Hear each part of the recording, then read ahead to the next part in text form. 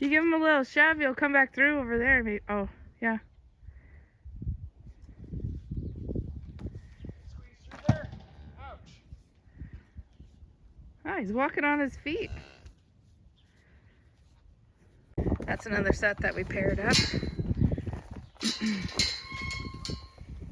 Graft mom. What? There's mom.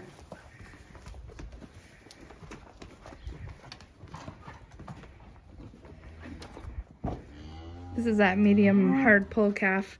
Glen's just been kind of worried about it, so we've had it in the barn. Oh, here she comes. And anyway, we're just putting it out in one of the observation pens here.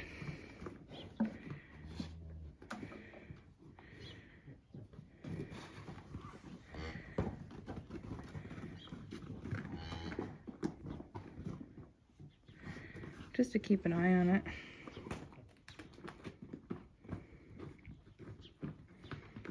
She doesn't have a lot of milk, but he seems to be doing okay.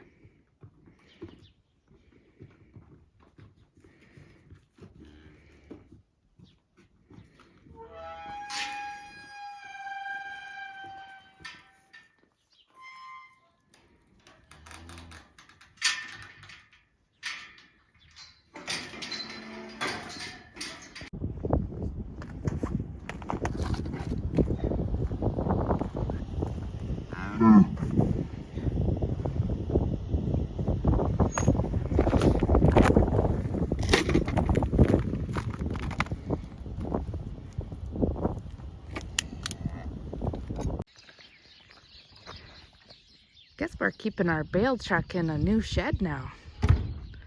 Keeping it in the big shed. I'll show you why.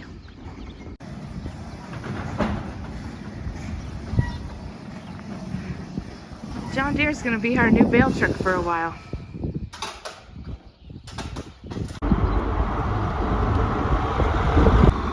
So this is the farm's John Deere tractor.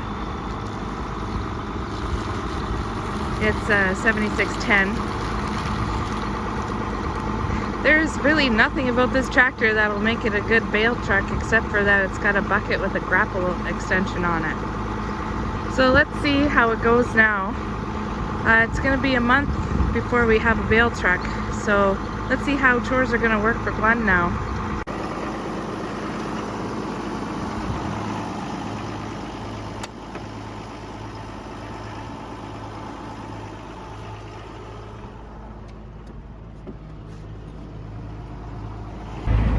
So I got room in the tractor, but I might need a chiropractor when I'm done.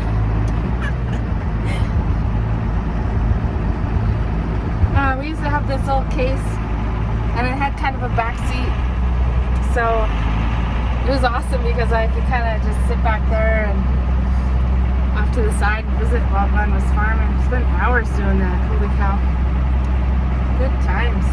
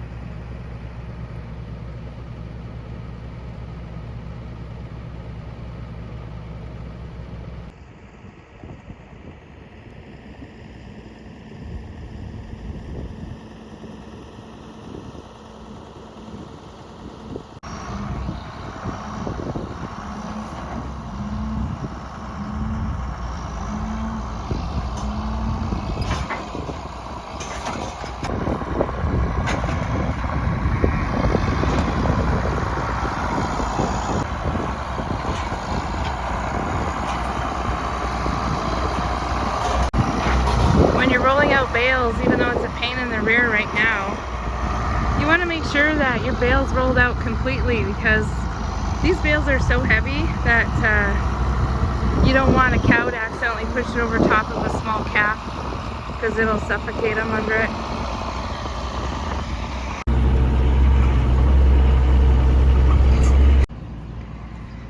3 gates to go through to go out and feed the heifers.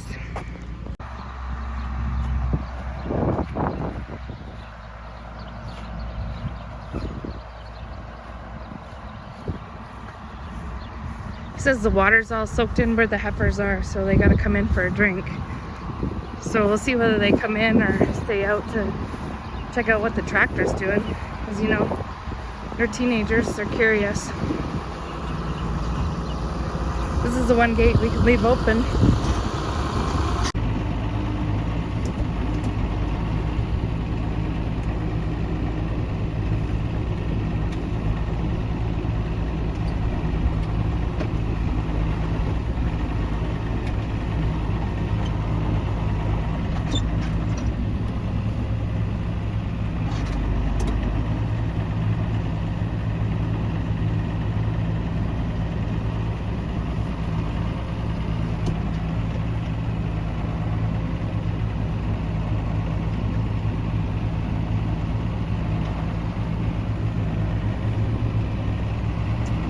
So confused.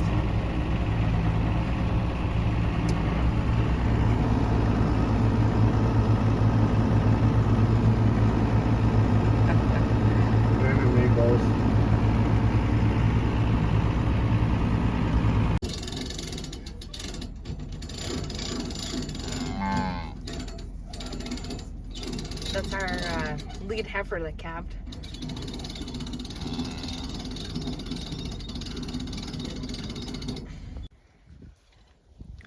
We got a calf on the wrong side of the fence there by the dugout, this little dugout. It only has to take like a few steps into the water and then it will be swimming. Glen's gonna go open the gate in the other corner and we're hoping that it goes over there.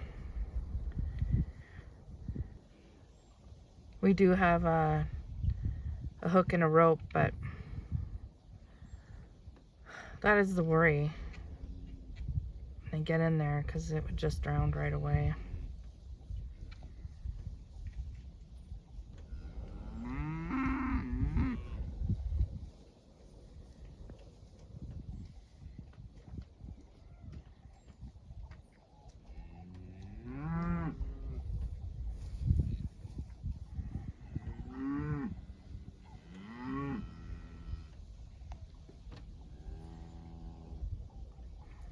We want it to keep going towards Glen.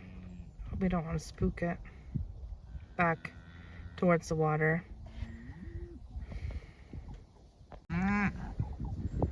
Oh, thank goodness.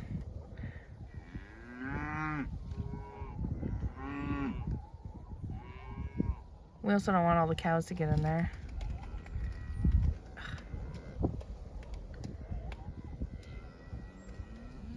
Well, that was a happy ending. Honestly, that could turn out so badly.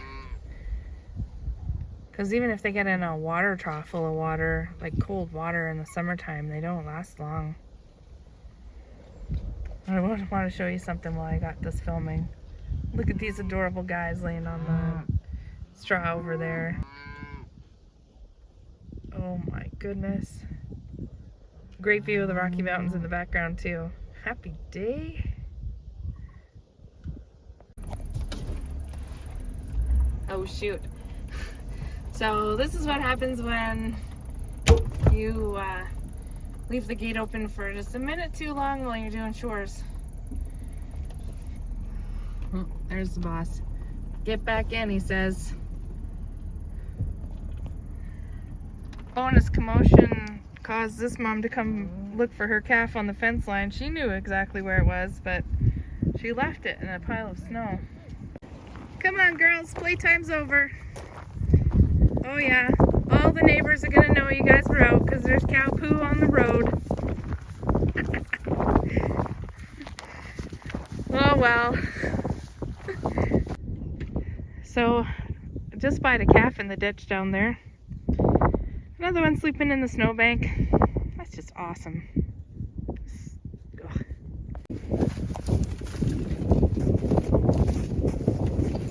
We just checked this one. Oh, yeah, here comes Mom. Like, oh, what are you guys doing?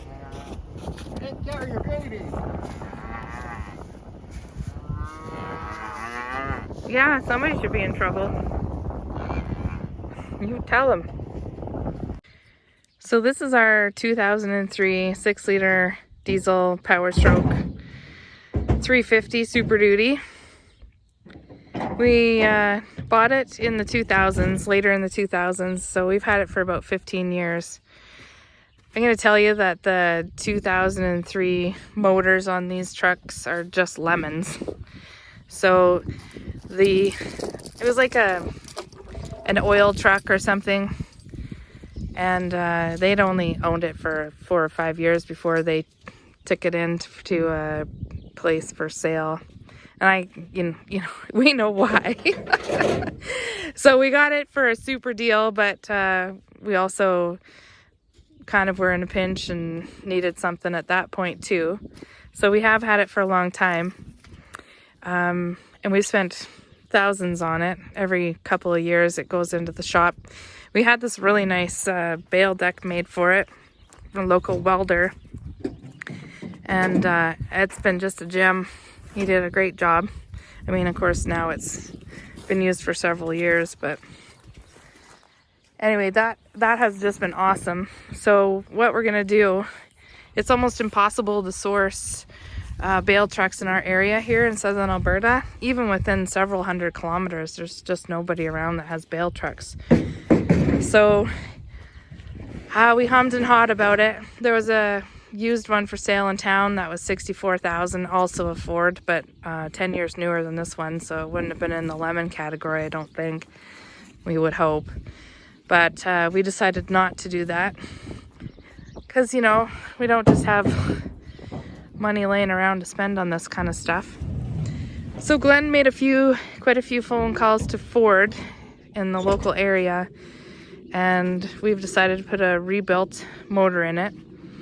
But it's going to be about 3 weeks to a month before it's done, so that'll be well into May, and it's quite possible that with all the snow melt and stuff, we'll have green grass by then. We often feed bales up to when the cows go back to summer pasture, so we'll let you know how it goes and what happens with the truck. But anyway, so for now, wish Glen luck because chores take longer. It's really a pain putting out bales with the tractor. We're just not set up for it, but at least we have it. All right.